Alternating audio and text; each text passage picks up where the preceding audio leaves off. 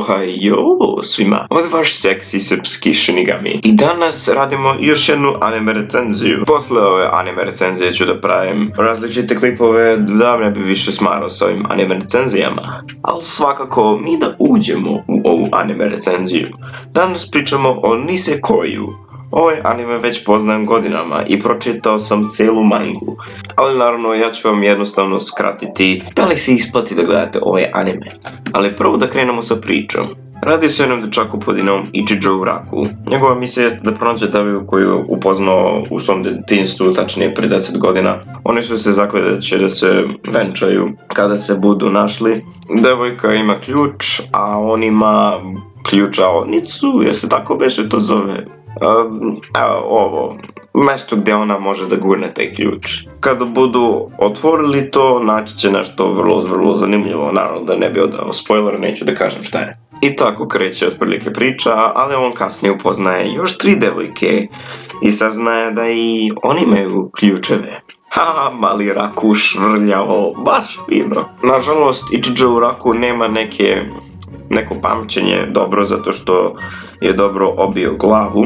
Njemu je cilj da naravno se seti koja je to devojka i da sazna s kojom devojkom je sklopio taj dogovor. I naravno da otkrije koga je zaista zaljubljen. Ovaj anime vam se više odigrava kao romans anime nego kao harem anime zato što on je jako velika pičkica inače. Znači, ako ste očekivali drpanje, vrlo malo ima u ovom anime. Koje su dobre stvari ovog anime? Pa mogu reći vrlo je zabavan na početku, zanimljiv je i uvodi vas lepu priču u jedan lep topav svet. Sve dok ne krenu da vas zaista smaraju. Šta mogu još iskreno da kažem, lep je svet. Imate dopadljive i smiješne likove. Ovaj anime ima par strašnih i zanimljivih delova koji vas zaista drže na nogama i ono kao šta će se desiti, šta će se desiti. Naravno, ako ste dovoljno gledali Nisekoja, znate otprilike šta ćete uvijek da dobijete na kraju. Mane ovog animea imam da nabrajam mnogo, per svega ajde da pričamo to što duže svaku situaciju kada treba nešto zaista da se desi. Main karakter je žešća pičkica, vrlo je velika baja, što znam sve devojke se lože na njega, ali kako se zove, i dalje je vrlo velika pičkica i plaši se da napravi bilo kakav prvi potez. Obično neka devojka odluči napravi neki prvi potez na njega. Da, još jedna zanimljiva stvar, svaki put kad zaista treba što se desi se nešto apsolutno retardirano. Kao na primjer ovako nešto.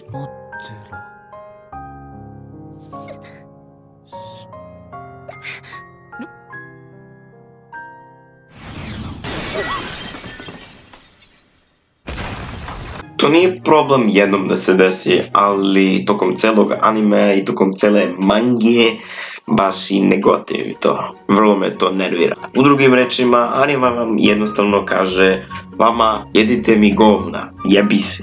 U drugim rečima. Ne sviđa mi se to što par devojka nemaju toliko razvijenu priču. Mislim imaju, ali nemaju na odnosu da druge devojke nemaju baš toliko mnogo veću razvijenu priču od njih, pa i nije baš nešto fair prema njima. To jeste Marika i Tachibana, a Tachibana uopšte nema ključ. Tek dolazi kasnije 4.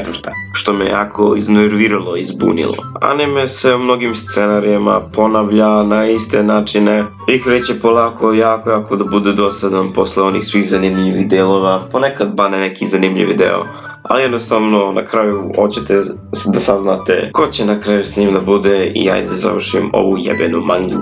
Manga je super, ali u isto vrijeme vrlo dosadan. Nisekoi nije toliko loš anime. Na početku je bio jako zanimljiv i vrlo dobar, ali problem jeste to što ne zadržavaju te najbitnije scene koje su zaista zanimljive. Nisekoi je nekad bilo glavna baja što se tiče romans animea, verovali ili ne, ali nažalost svaki drugi anime ih je prešišao.